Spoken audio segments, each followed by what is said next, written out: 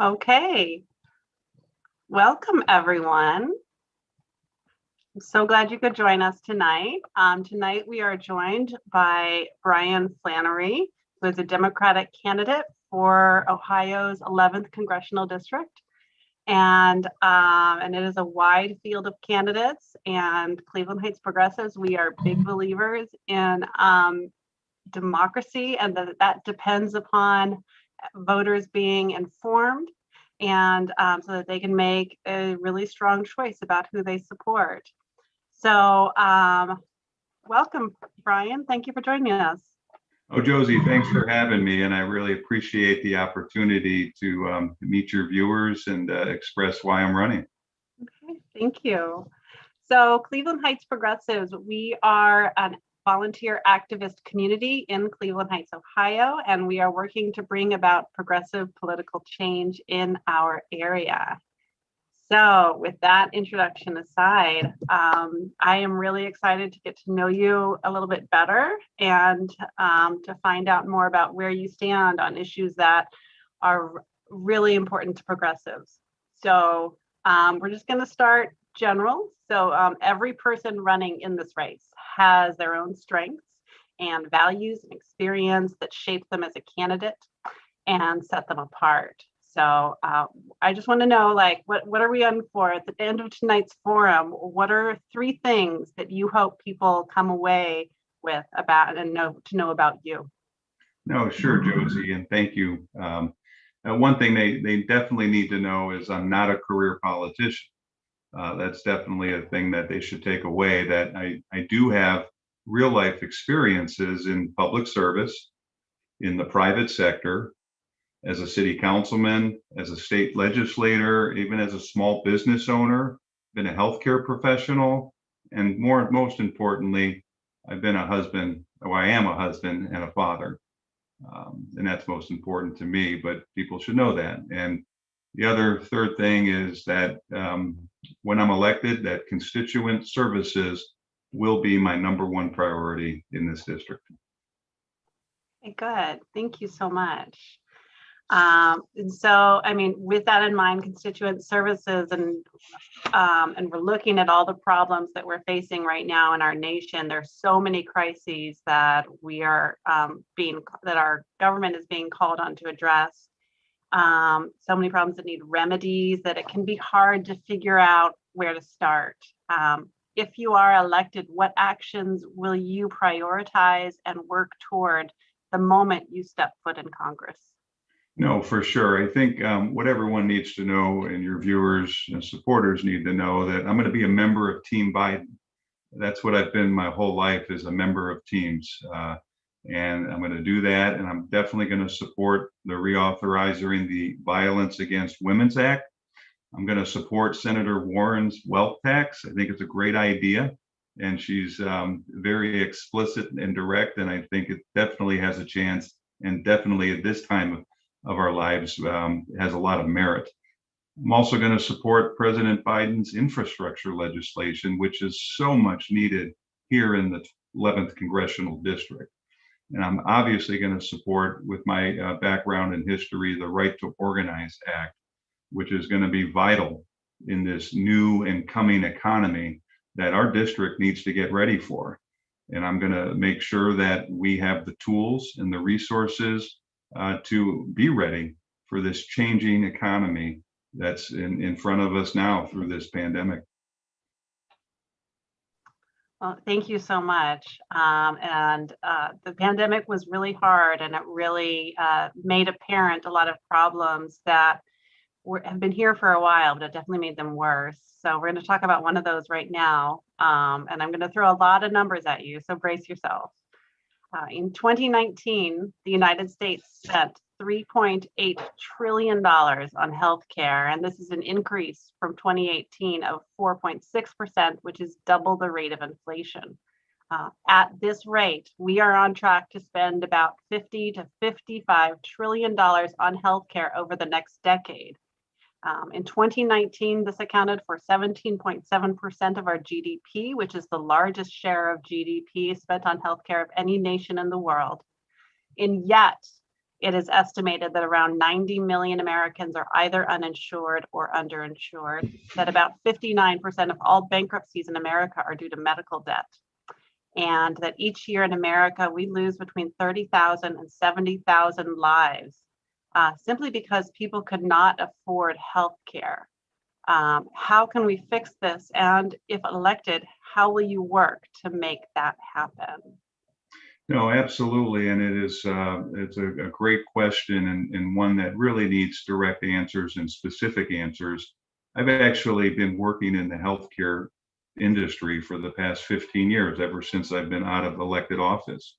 And I've learned how healthcare companies work and how the healthcare system works. And I've also learned that healthcare, besides the government, is one of the biggest bureaucracies in America, as you pointed out. And it is one that has really grown in disparity. And what I've learned, Josie, is that a big factor, and it's affecting our district right here, are the social disparities of health. And these are things that have been really magnified during this pandemic, where you have people of color not getting the same care. They're contracting the COVID virus at a much higher rate. That people who are poor, the working poor we call, are really being impacted by this pandemic. And it's something that, for good reason, I mean, they work on the front lines. They're in the grocery stores. There are nurses. They're the SEIU workers. They're the ones working on the road. They're interacting with people, and they're putting their lives at risk during this pandemic and don't have the support of a healthcare system that is really, it's terribly failing, if you consider where we are in America. And what's also really discouraging, Josie, is that while this is all happening, you look at the history of healthcare in our country. We've had some great attempts by President Clinton's wife Hillary that started the whole healthcare reform push, and then 11 years ago today, the Obamacare Act passed. And it's a great anniversary as well, and it's a great step in the right direction, but there is a lot of work that needs to be done. You just cited a bunch of statistics that are happening despite Obamacare. And because of the actions that President Trump have taken to roll back some of those provisions, people are left out whole in the bucket. And while that's all happening, Josie, healthcare professionals, healthcare industries are growing more wealthy in our country and basically taking advantage. So you thought, when I hear about people saying you need Medicare for all, well, I'm not for that, because what we've seen with Obamacare is that it has grown the pockets of health insurance companies. They are for-profit companies. And this definitely needs to be addressed. And I have specific ideas on how we can address that today. And it all starts local. So when I become a member of Congress, I'm going to bring everyone together, talk about how we can provide affordable and accessible health care for everyone that lives in this district. And we can do that. And I definitely look forward to bringing that forward. I don't hear you, Josie. Sorry, I just wanted to change the view so people Sure. are looking at only you when you're talking. I should have done that sooner. So yeah, it is a shame when people cannot afford just the very essential things that they need just to live. And on that note, right now in America, about 26 million people don't have enough to eat. On any given night, over 500,000 people are sleeping on the streets, and around 18 million people right now are behind on their rent or their mortgage. All of this was made worse by the pandemic, but it also preceded the pandemic. In a nation as wealthy as the United States, how would you work to help us achieve economic justice? Yeah, and economic justice is a big reason why I'm running, because the disparities are growing wider, especially in this pandemic. And we talk about poverty, we can just look no further than our own district. We have some of the poorest communities in this state and in this country. I mean, you look at East Cleveland, it's number one. It's number one in poverty in this district and in the state, city of Cleveland. There's pockets of Akron that people are struggling. And really, everyone talks about it and acknowledges, yeah, it's a problem, but really nothing is being done to address it. And what needs to be done is we need to get back to basics. And by what I mean by that is we have to, pass a $15 minimum wage. That's a must. Right now in America and in this district, people are working 2, 3, 4 jobs just to break even. And that's a crime. In fact, when I owned my own business in this district, we were paying above minimum wage, and that was 20 years ago. And it is the same today as it was then. And that's just crazy. And it needs to change. So that's definitely a must. But also, in getting back to basics, we have to learn and look forward to what the future economy is evolving into. And we're seeing this great disparity in the digital divide where people can't get access. So we talk about some of the great things we're doing in America, but people can't get connected. And we really need to unify this country. And I think this district can be a great example for how we can connect everyone. But not only connect, we have to provide the training and the resources to do that. And I definitely have a plan to get that going as soon as I'm in Congress. So I'm looking forward to that. Looking forward to that too. And I hope to see at some point in my life, broadband and Wi-Fi treated as a public utility.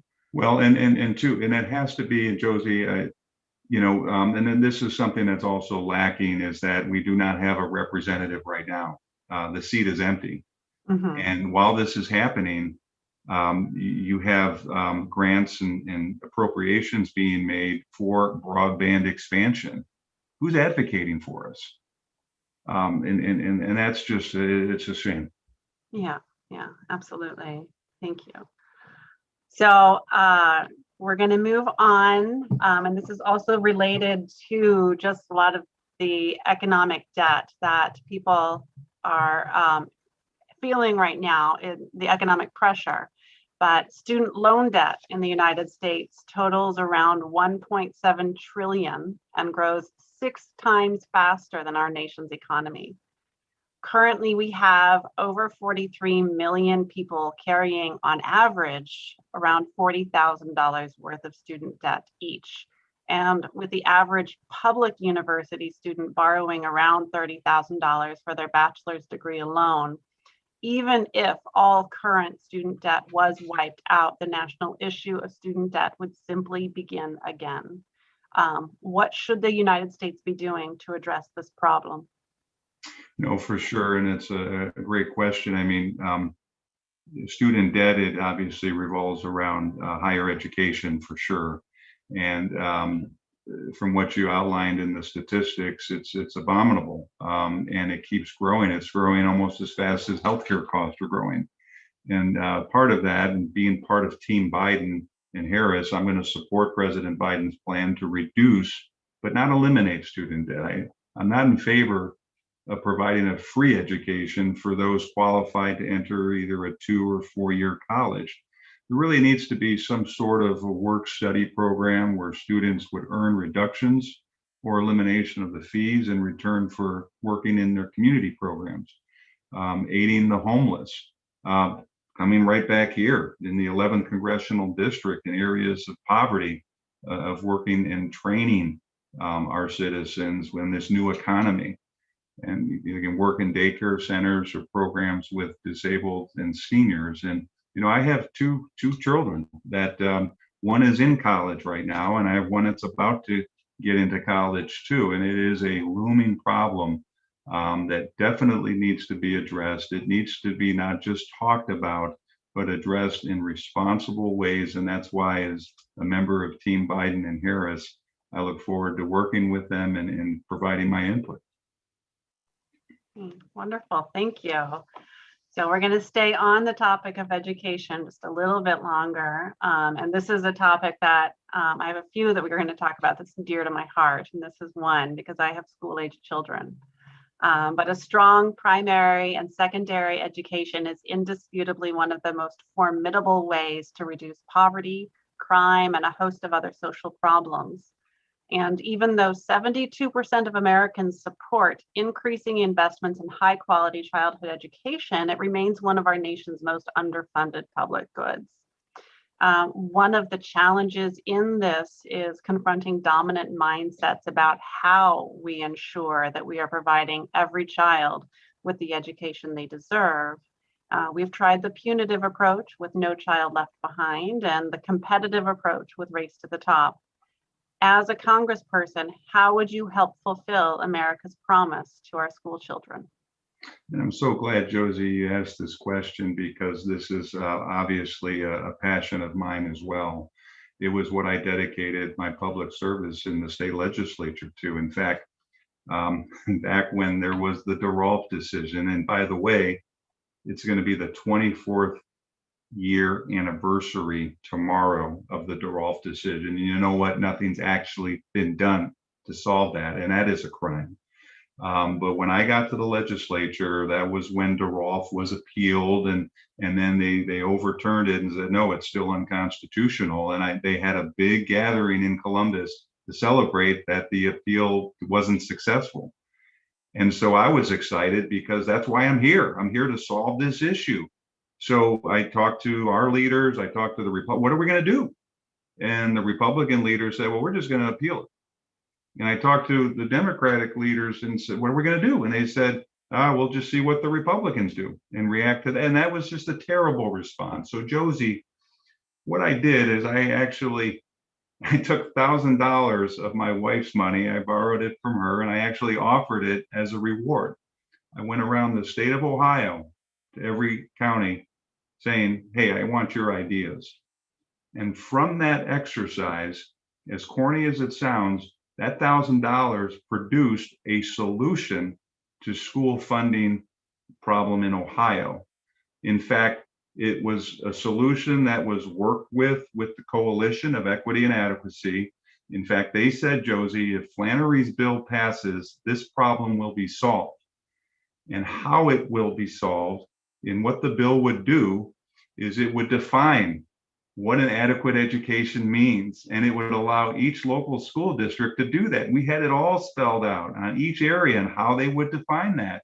And then the state would have to pay for it minus a percentage of the local property tax share, which, by the way, my legislation would have reduced property taxes significantly across the state.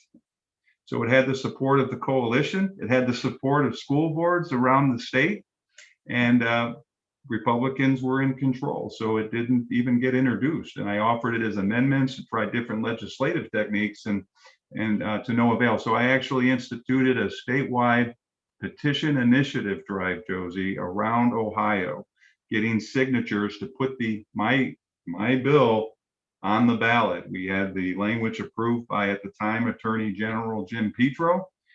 We had the coalition support, school board supports, resolutions passed, and we came up about 10,000 signatures short, and this was an all-volunteer effort. But what is really a criminal shame, Josie, is 20 years since I've been out of public life, well, 15 years, but nothing's been done. No one's reintroduced the bill. No one talks about it. They talk about how it's unconstitutional, but no one has provided any glimmer of hope. And in Congress, what I'm going to do is make sure we have that bottom-up approach as a guide. And I'd love to reinvigorate that idea that the coalition supported wholeheartedly. Thank you. Thank you. And I just have to say that, if this passes, this would end the cycle of levies that happens every 3 years. And just think of all that energy wasted on campaigning for property taxing. That would be gone. And it needs to happen. Yeah, levies are, they're so corrosive to communities. You have neighbors fighting neighbors about levies, and our Republican legislators, they love levies. Oh, right. No, that's their answer. And I always ask people is how many people want to raise your taxes, and no one raises their hand. How many people hate kids? No one raises their hand, but that's Yeah. what it's become. Yeah.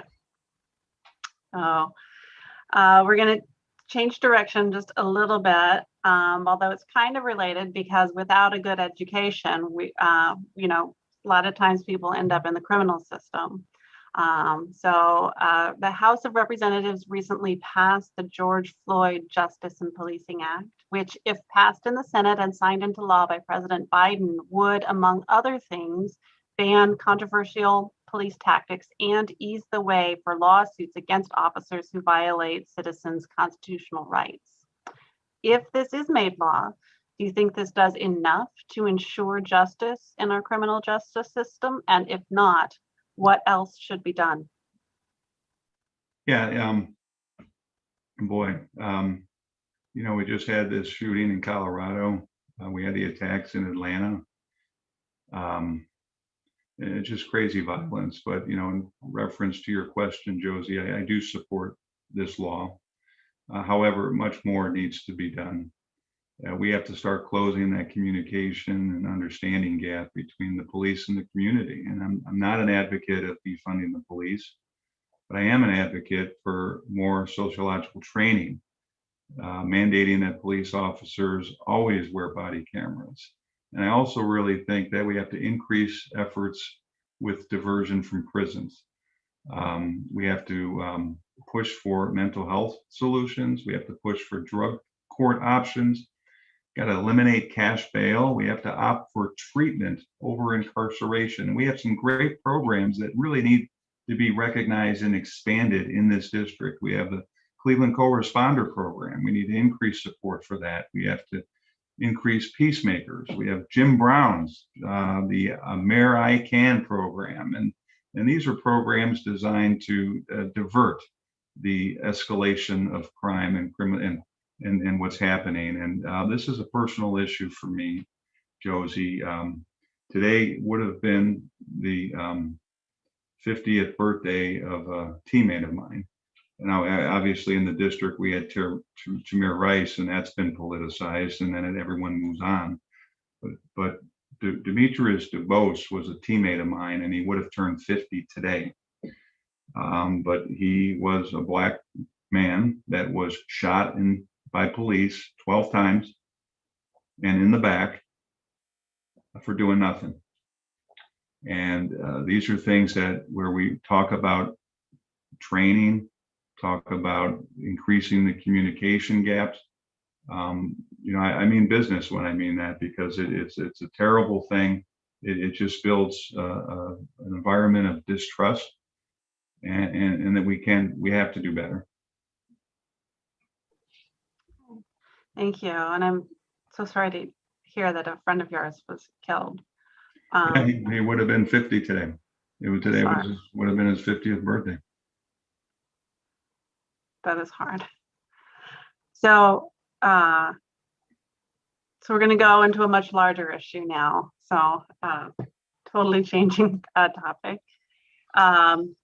With each passing season, we see more and more evidence that the climate crisis is not something we are trying to prevent from happening in the future, but rather that it is here.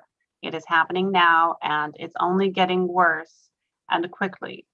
From extreme weather events culminating in large-scale disasters to the growing displacement of people both from outside and within the United States, to the mounting costs of reacting to and recovering from the impacts of our changing climate. We cannot continue to ignore this crisis. What should the United States be doing about it, and how, if elected, will you help make that happen? No, I mean, you talk about it, but a large percentage of Americans have been brainwashed by right-wing, commitments to deny that there's a climate crisis at all. And we need to reverse that brainwashing strategy. And it really starts with school and education. It should be mandated as part of the curriculum through high school. And this planet would, it's going to be inherited by our children, our grandchildren, our great-grandchildren. They really need to be educated and take responsibility for this world and our world. And, when I was in the legislature, I gave an impassioned speech on the floor, And this was before the first energy crisis that the legislature is going through. This was when deregulation was bandied about and voted on. In fact, I spoke up against the Republican Party and against my own Democratic Party, and talked about the problems our state would face if we deregulate. You know what their answer was, Josie? They said, you know what, this problem of service won't happen because these crazy catastrophic events happen every 100 years. And now what we're experiencing is happening every year. And their answer was, when that happens, we're going to just bring people from all over the country, all the crews all over the country to provide service, and it just doesn't work. We need to, show by example. We can show in this district about what we've done. We had a burning river in the early 70s, and that spawned the creation of the EPA. And that river is under a great revitalization. It's something that my wife and I and kids walk up and down the canal. And those are things that need to be celebrated. Those canal, our canal, the Ohio Erie Canal, used to be a dumping ground, but the EPA helped change that. And that's how you do it, through legislation. And then we need to celebrate it. It's going to be 100-year anniversary of our metro parks in this district. These are things that we need to celebrate and continue to support. And that's what I'll definitely do in the legislature. Good, thank you. When we're talking about dams and we're talking about what needs to be done in order to convert our energy system, what we're really talking about is infrastructure. And you mentioned earlier that infrastructure is going to be one of your legislative priorities, which is great because America's infrastructure report card gives America a C-, which my daughter came home with a C-. I'd be kind of pretty mad. Right. Well, disappointed, I would say. I'm Sure. not mad, I'm disappointed. And despite the fact that a whopping 80% of Americans support rebuilding our nation's crumbling infrastructure, and that these investments have a high economic multiplier, our legislators balk at spending public money on rebuilding our nation's infrastructure. And here in the Cleveland East Side area, many cities are facing big bills coming due as our water and sewer infrastructure is being cited for not being EPA compliant and is failing in multiple ways. What can be done both in the short and the long term to address this emergency? No, and it is a pressing emergency and a growing emergency because it's been neglected and hasn't been supported. But first, you have to expose these Republicans who had no problem giving the super rich tax breaks, and they're voting for every program that Trump advanced. And it really wasn't fair to the middle class and poor. And now with the Democrats and a Democratic president, Democrats control of the House, they're working to repair, our president and Congress is working to repair the damage that was done. The Republicans are kind of reverting back to their deficit hawk days. Oh, we got to control spending. Now, remember, over almost 100 years ago, FDR created the WPA and the Triple C during a similar crisis, a pandemic and a Great Depression. It was a time that, my family actually came to Cleveland, they came after women were granted the right to vote, but they came here for an opportunity. And jobs were created, unemployed workers, and my great-grandfather was an unemployed worker. They were put back to work building bridges and highways and utility plants and water treatment facilities. And now, almost 100 years later, we have to rebuild these structures. We got to put people back to work with decent paying jobs and with healthcare coverage that qualifies for that. And it's something that, you talk about the sewer strike. That's something I dealt with as a city councilman. That, in the city, this system is aging. It's the downspout disconnects need to be replaced. Sewers need to have a different type of system installed. And because of that, we really need support from the federal government. And in talking with experts from our community here, They said it's not a one size fits all. Again, it needs to be made available so that the local communities can determine for themselves how to best address those problems. And I'm looking forward to being in Congress to help make that happen. Thank you. So, and I don't know if you've noticed a theme with a lot of these questions, but I've been kind of showing the disparity between what our voters, our citizens want and what is actually getting done in Congress and at the local and at the government level. And I think a large part of that is, well, as a result of that, many Americans do not feel represented by their elected officials, as reflected by a poll in which 84% of respondents said that money has too much influence in our politics. The group Move to Amend wants to override the unpopular Supreme Court Citizens United ruling with a 28th Amendment that would establish in our Constitution that corporations are not people and that money is not speech. And according to another poll, an overwhelming majority of voters, 78%, agree and believe that we need sweeping new laws to reduce the influence of money in politics. What do you think should be done to restore Americans' confidence in our representative democracy and to ensure that people's needs and policy preferences are addressed in our nation's halls of power? Sure, and obviously repealing Citizens United and or even a constitutional amendment is one answer. I think we definitely need transparency in contributions that go towards these campaigns, these secret campaigns or dark campaigns, so that, I mean, we have the technology and the information to provide that transparency, but it doesn't happen. So people hide behind whatever loophole that's in the law to influence and affect, and that has to change. So we really need to focus on that, get rid of this Citizens United group and the processes they follow, and just learn that there is a better way. Let's shine the light on what's being spent, how it's being spent, and so people understand that and can make a decision at the polls. Thank you. So again, just another little quick turn. So we're going to talk about immigration now. There are many different viewpoints in America on immigration that bring up many different questions, like who deserves to be here and what is the right way to come here and what should happen if someone doesn't come here the right way. Trump's inhumane and downright racist immigration policies cast a harsh spotlight on what is done in America's name, but they also made visible decades of our nation's complex relationship with immigration. What do you think that how do you think America should move forward on the issue of immigration? No, we definitely have an immigration problem, and because many Americans don't want immigrants of color admitted into this country, and that's what Trump sold everybody.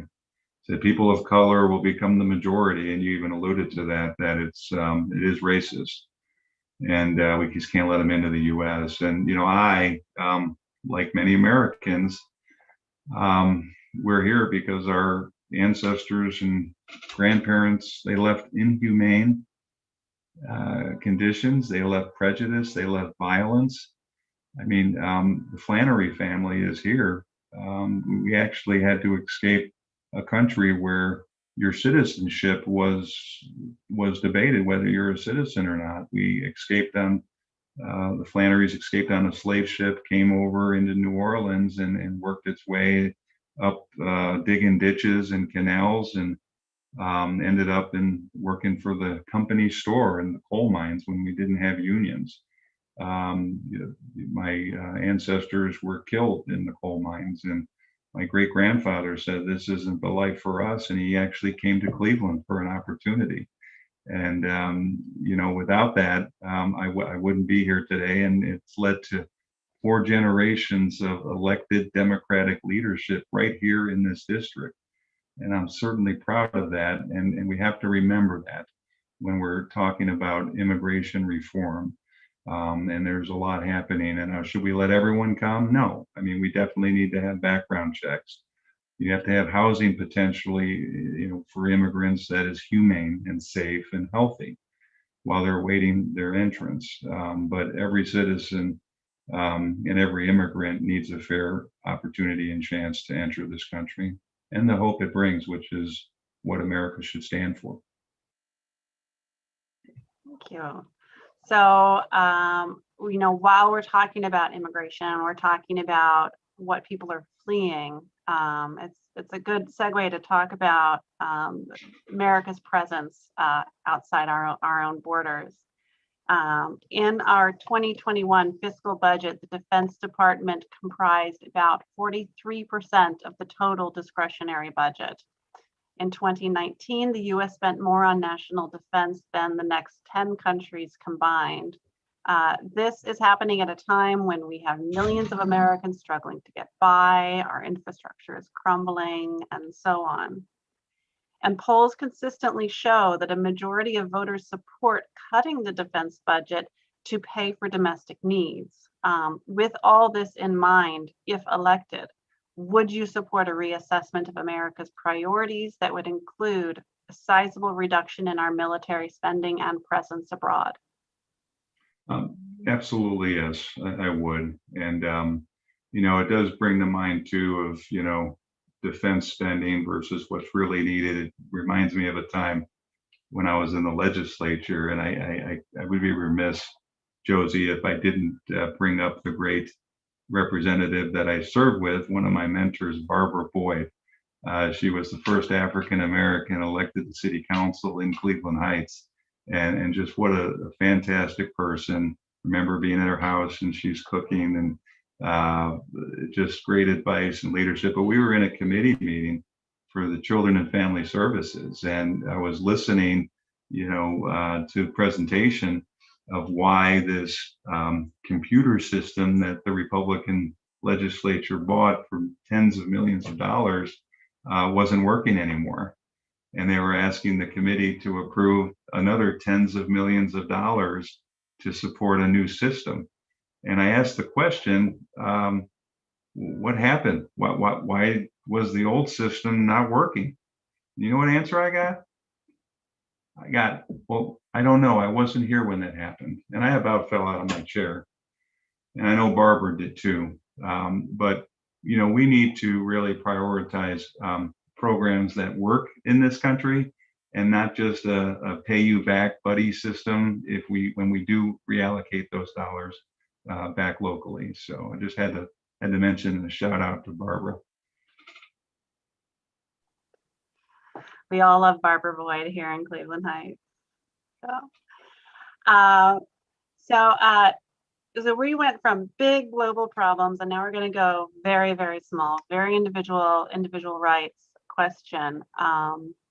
So a woman's ability to exercise full autonomy over her life is inextricably tied to her authority over if and when she has a child. Do you support a woman's right to assert full authority over her body and reproductive choices?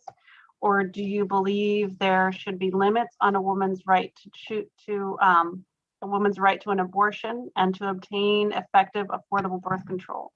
And with your position on this in mind, what actions should the federal government be taking on the issue of women's rights and reproductive freedom? Oh, no, and thank you for the question. I am a Catholic, so personally I am pro-life. And Roe v. Wade, that's been the law of the land as long as I've been just a little child, and I accept that. But what I do not accept is unequal pay for men and women for equal work. I don't accept an unconstitutional school funding system in Ohio. And I don't accept hate and violence being thrown about, which is dividing this country. I'm about unifying and talking about issues that bring us together. Thank you. So, and once again, we're going to just talk about, just basic human rights. In early February, President Biden issued a memorandum aimed at expanding protection of the rights of LGBTQIA people worldwide. And after 4 years of Trump weakening hard-won protections for LGBTQIA people here in the United States and around the world, how can the US government act to solidify full protection and equality for LGBTQIA people? Well, they have to support legislation, and that's what I would certainly be supportive of. In my time in service, I represented part of this district, which represented that community of the LGBTQIA community, which actually that has grown in the letters, which again goes to say that they've identified everybody needs to be included and treated equally, and they definitely deserve full protection of the law. Thank you. So we're getting close to the end. So thank you for really being so thoughtful with all of your answers on a lot of these issues. My family lives in Colorado, so I'm going to ask this question. So according to a recent poll, the number of Americans who favor legalizing marijuana is at an all-time high, and that pun is intended. 68%. With the understanding that the widespread use of marijuana has made enforcement of its prohibition increasingly challenging, some states have already legalized marijuana so as to shift to regulation and taxation. This has the added benefit of decreasing the harm done to people convicted of marijuana-related activities, which disproportionately impacts people of color, particularly Black Americans. However, the state-by-state solution is proving to be problematic due to how easy it is to transport marijuana without detection. With all of this context in mind, what do you think about legalizing marijuana at the federal level? And I think that just how you outlined it, Josie, that marijuana is going to be legalized at the federal level, and that's going to happen when the majority of the state legislatures make it legality. I do also want to emphasize that when this happens, I'm going to be sure that the plants that produce the marijuana, that they're unionized and have the protection of workers' rights, and that's going to obviously be a priority and has been my whole career. So it's, as you pointed out, produces tax revenue, and with some of our aging infrastructure and the cities needing that, it definitely can provide a resource that is much needed. Thank you. And so this is our second to last question. So the ranked choice voting. It has been gaining in popularity. Some people have heard about it, some people haven't. So this is our little extra question. It's been gaining in popularity in recent years. Proponents argue that it offers a pathway out of the dominance of a two-party system that excludes different perspectives from our nation's political dialogue and has become increasingly paralyzed by partisan gridlock.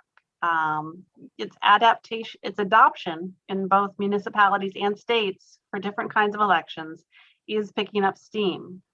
What are your thoughts on ranked choice voting and its usefulness as a tool to help increase representation, expand dialogue, and ease gridlock on the national level? Yeah, it's for ranked choice voting, Josie, it is too early to tell its impact. This year, New York City is going to be using ranked voting in all their municipal elections, including mayor, and I'll be watching. I'm not against ranked voting, but I just do want to see how it's working in cities and states where it's now being used. All right. So it's been so good having you. We have one final question. For me, everyone wants to talk about experience and everyone talks about their different experience.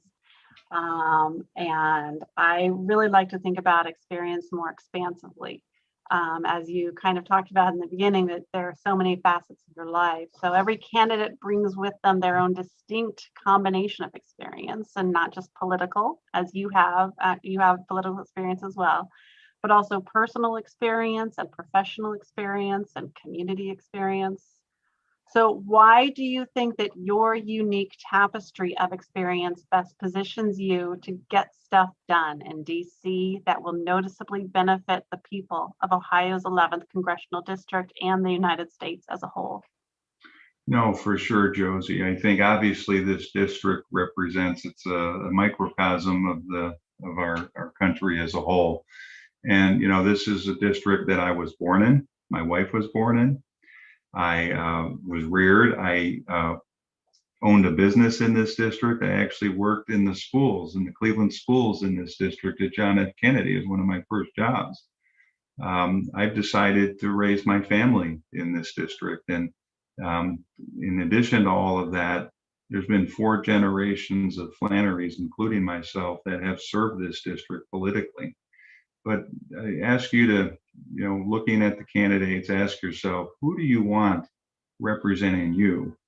It's somebody who has the right experience. So look at someone that's had healthcare is a big issue, who has experience in healthcare over 15 years, that we really need to take into account. You have the political experience and public service experience that has a proven track record of getting things done.